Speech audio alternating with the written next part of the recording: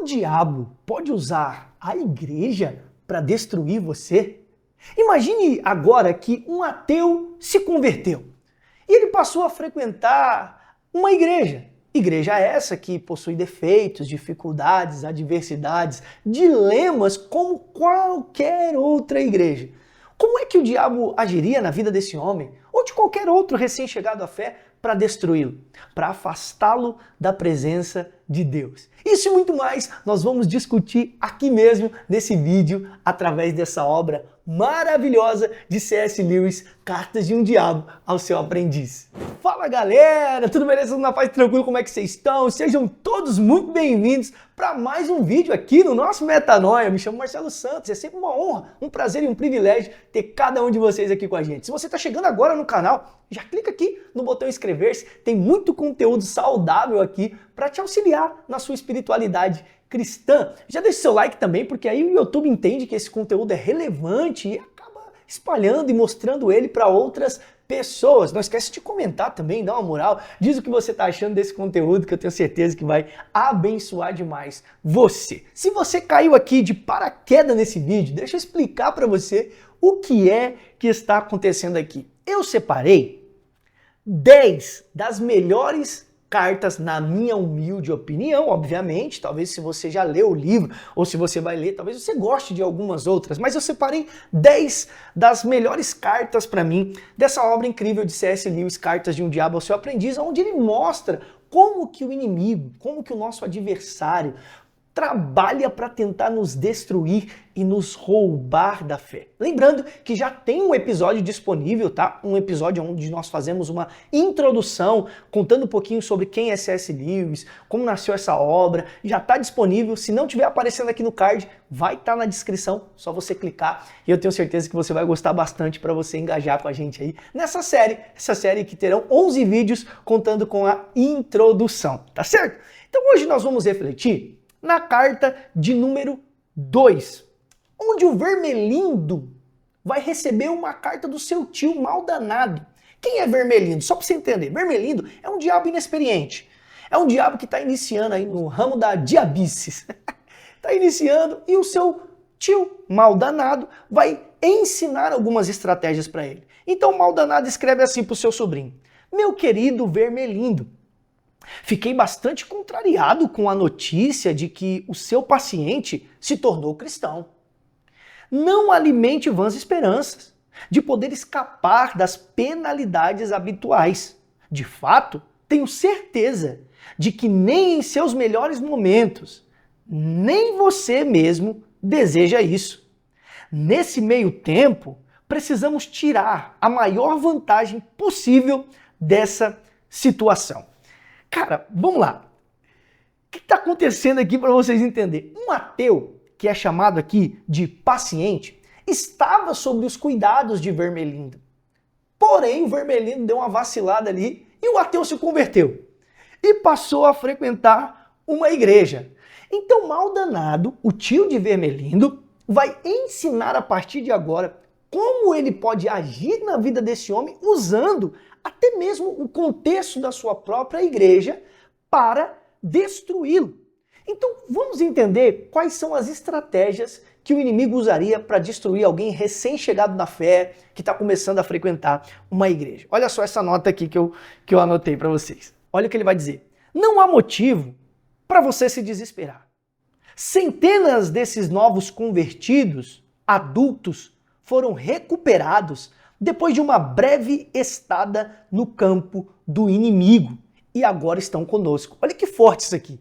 Ele está dizendo que após algumas pessoas se converterem, foram recuperadas e estão nesse momento no inferno. É bem pesado, né? E ele diz aqui do inimigo, quando ele fala de uma estadia no campo do inimigo, o inimigo que ele está se referindo aqui é Deus, porque ele trata Deus como inimigo nas suas cartas. E ele continua: todos os hábitos do paciente, tanto mentais quanto físicos, continuam militando ao nosso favor. E por que esses hábitos continuam militando a favor do adversário? Como eu disse, o recém-convertido era um ateu. Então ele é um cara muito cético, ele é um cara muito observador, ele é um cara muito crítico. E eu aprendi que o diabo não se importa se você seja um religioso, desde que você seja um acusador dos seus irmãos. Então nós vamos ver que o diabo ele vai tentar usar essa personalidade para destruir o homem, usando alguns defeitos da igreja que ele está frequentando. Então olha só isso aqui. Ele vai continuar dizendo, ó, um dos nossos grandes aliados no presente é a própria igreja. Não me entenda mal. Não estou falando da igreja que vemos expandir ao longo dos séculos, dos tempos e do espaço, arraigada na eternidade, terrível como um exército levantando suas bandeiras. Esse, posso confessar, é um espetáculo que tira nossos tentadores mais audaciosos do sério. Mas, felizmente, isso é quase invisível para os seres humanos. Olha o que o inimigo está fazendo aqui. Ele está fazendo uma distinção sobre dois tipos de igreja. Uma igreja verdadeira, uma igreja que avança ao longo dos séculos, uma igreja que é piedosa, uma igreja que busca a face do Senhor, uma igreja que é relevante e que marcou a história, com uma falsa igreja. E aqui eu já quero usar essa nota para dizer para você que sim, cara, existe uma igreja verdadeira, que mesmo com os seus erros, com as suas falhas, tem buscado viver uma vida piedosa, fundamentada nos ensinos dos apóstolos, que ama Jesus e que deseja cuidar do órfão, da viúva, do necessitado, que ainda quer dar pão para o faminto, que prega o verdadeiro evangelho. Então toma cuidado, para você não confundir e achar que é tudo igual. Cuidado para que essa igreja verdadeira não se torne invisível, como ele diz aqui, ó. Mas, felizmente, isso é quase invisível para os seres humanos. Ou seja, os seres humanos eles preferem ficar olhando para a igreja onde o pastor caiu, para a igreja onde o pastor pecou, para a igreja onde o pastor roubou o dinheiro, para a igreja onde o pastor abusou das pessoas, para a igreja que fez isso, a igreja que fez aquilo, a igreja que fez... E a igreja verdadeira, a igreja que todos os dias tem feito um trabalho excepcional na sociedade, seja invisível, seja imperceptível. Esse é o trabalho do inimigo. Tentar tornar a igreja santa, lavada e remida, imperceptível. Agora vamos para outra nota que eu separei aqui, que é muito interessante. Olha o que diz, na página 22. É claro que pouco interessa que tipo de pessoa esteja de fato sentada no banco ao seu lado. Talvez você até saiba que um deles é um grande guerreiro do exército inimigo. Não importa. Graças ao nosso Senhor das profundezas, o seu paciente é um baita tolo. Se algum desses vizinhos desafinar na hora de cantar, ou fazer barulho com as solas do sapato, ou tiver queixo duplo aqui é papada. Eu fui pesquisar, falei, o que o Lewis está querendo dizer queixo duplo? É pessoa que tem papada, tá? Ou vestir uma roupa bizarra, o paciente, que é o recém-convertido, vai acreditar facilmente que a sua religião só pode ser por isso mesmo e de alguma forma ridícula. Cara, olha isso. Por ser um cara intelectual e cheio de sabedoria, ele vai ter que lidar com gente diferente. E sejamos sinceros, como é difícil lidar com gente diferente da gente. Fala a verdade, não é muito diferente? Não é muito difícil às vezes? E é o que ele está falando aqui. O seu paciente é um tolo. Ele não sabe lidar com gente diferente. Quando ele olhar e ver um monte de pessoas diferentes, ele não vai nem prestar atenção na palavra. Ele vai ver quem desafinou, ele vai ver o irmão que está do lado, ele vai ver o outro que se veste de uma forma esquisita e ele não vai conseguir ser nutrido por aquilo que de fato é necessário para que a fé dele cresça e amadureça. E aí ele diz assim, ó, trabalhe duro na decepção ou no anticlímax, uma quebra de expectativa, que certamente sobrevirá ao paciente nas suas primeiras semanas na igreja. Isso aqui é muito forte, tá? Ele está dizendo assim, tente atuar no anticlímax, na quebra de expectativas. Faz ele colocar uma expectativa que não vai conseguir ser correspondida. Porque quando nós vamos até a igreja, nós estamos cheios de expectativas de consumir alguma coisa que nos agrade, que atenda às nossas necessidades. E aqui para nós, a igreja não deve ter compromisso com as nossas expectativas, mas sim com a verdade do Evangelho. Recentemente eu tive uma aula no seminário teológico com o pastor Ricardo Bitum, e ele falava sobre a difícil tarefa de enfrentar crentes consumidores no ambiente de igreja. Pessoas que vão para a igreja não para ser transformadas, não para amadurecer a sua fé, não para viver uma fé genuína, mas para consumir um bom culto, para consumir um bom louvor, para consumir uma boa palavra, para consumir um bom entretenimento. Pessoas que só vão para Cristo porque elas querem, de alguma forma, que esse Cristo supra as suas necessidades. Então nós não podemos ser esse tipo de pessoas. Nós precisamos entender que quando nós estamos na casa de Deus, que quando nós estamos na igreja, é para sermos transformados à imagem e à semelhança da pessoa de Jesus Cristo. Nessa próxima nota que eu vou ler para vocês, o inimigo ele fará um alerta muito interessante a Vermelino, acerca de um pensamento que o recém-cristão não pode ter de jeito nenhum. Lembra que ele vai tentar sempre colocar esse recém-chegado na fé numa posição de julgamento, numa posição de olhar para as pessoas com indiferença. E agora ele vai falar de um pensamento que o recém-convertido não pode ter de jeito nenhum. Olha só.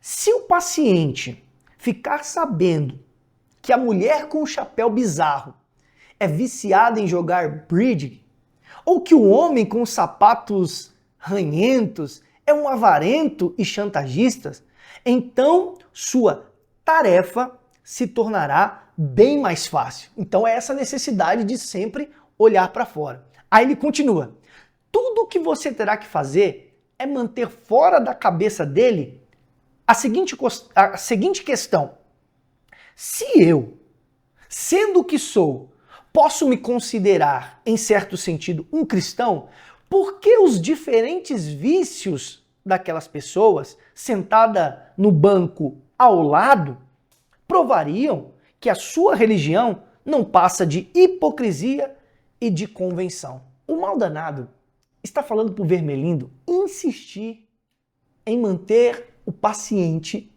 olhando para fora e não para dentro de si mesmo. O que Lewis está querendo dizer aqui através dessa obra é que uma das coisas que o diabo quer para nos afastar da presença de Deus, do nosso ambiente de igreja, é não deixar que a gente reconheça o quão pecador, o quão falho nós somos, assim como os nossos irmãos, que às vezes julgamos. Por quê? Porque o pecado deles são diferentes dos nossos. Então o inimigo não quer que você olhe para dentro, ele quer que você sempre olhe para fora. Olha o que o outro está fazendo, olha a forma que aquele se comporta, olha o jeito que aquele está, olha o jeito de... É isso que o inimigo quer, para te afastar, para me afastar da fé. O evangelho, ele não tem a intenção de nos fazer olhar para fora, mas sim para dentro de nós, para que nós possamos enxergar o quão dependente da graça de Deus nós somos. Spurgeon disse uma vez: até que o homem não entenda a sua insuficiência, jamais ele provará da total suficiência que existe em Cristo Jesus. Se eu e você não enxergar o quão pecadores somos, sempre vamos ter dificuldades para lidar com os pecados das outras pessoas, que às vezes só é diferente dos nossos. Então é isso que o mal danado está dizendo aqui, ó. Não deixa ele olhar para ele e perceber que ele é um pecador, mas que ele possa olhar para ele sempre com soberba, se achando melhor que as pessoas. E assim nós vamos conseguir usar essas estratégias para destruí-los. E agora, encaminhando para o final, ele diz assim, ó: trate seu paciente da forma adequada. E isso simplesmente não passará pela mente dele. Isso o quê? Esse pensamento de que eu sou pecador como qualquer outro. Ele ainda não conviveu bastante com o inimigo para ter qualquer intimidade real, para ter qualquer humildade real. Isso nos leva a entender uma coisa, né? A humildade de reconhecer o quão pecador nós somos e amarmos os nossos irmãos independente dos seus pecados só pode nascer de um relacionamento. Ele está dizendo, ó, ele não conviveu tempo suficiente com o inimigo para adquirir humildade, O que ele diz sobre a sua própria pecaminosidade, mesmo de joelhos, é tudo conversa fiada. No fundo, ele ainda acredita que por ser um convertido, tem um crédito bastante favorável no balanço da contabilidade do inimigo e pensa que está mostrando grande humildade e condescendência em sequer ir para a igreja com esses vizinhos vulgares e presunçosos. Mantenha-o nesse estado de espírito o máximo de tempo possível. E aqui o mal danado encerra o seu conselho para Vermelino, dizendo: mantenha ele nesse estado de espírito. Que estado? O estado de sempre olhar para fora e enxergar os defeitos de tudo e todos, menos os defeitos de si mesmo. Que nós possamos olhar para nós todos os dias e entender o quão falhos e pecadores nós somos. Se você gostou desse conteúdo, se você curtiu esse episódio, eu quero que você deixe seu like aqui, comenta o que você achou. Você já leu? Tem expectativa para ler esse livro? Comenta aqui para mim, tá certo? Todas as quintas-feiras nós vamos estar soltando uma carta aqui para vocês. E olha só, essa camiseta linda que eu estou utilizando aqui é da Coletiva Emaús. Sim, você que quer adquirir um produto de qualidade, estampas cristãs. Nós estamos falando aqui, né, sobre o tal do mal danado e o vermelhinho. Vocês podem ver aqui essa camiseta linda da Emaús. É Jesus dando um jabs no inimigo, porque independente de qualquer coisa, o nosso inimigo está derrotado. E se você quer adquirir uma camiseta linda como essa, aqui na descrição vai ter o link da Coletiva Emaús. Você pode correr lá, clicar, e se você usar o cupom METANOIA15, você tem 15 de desconto em qualquer peça. Tá certo? Deus te abençoe. Beijo no seu coração. Tamo junto. É nóis.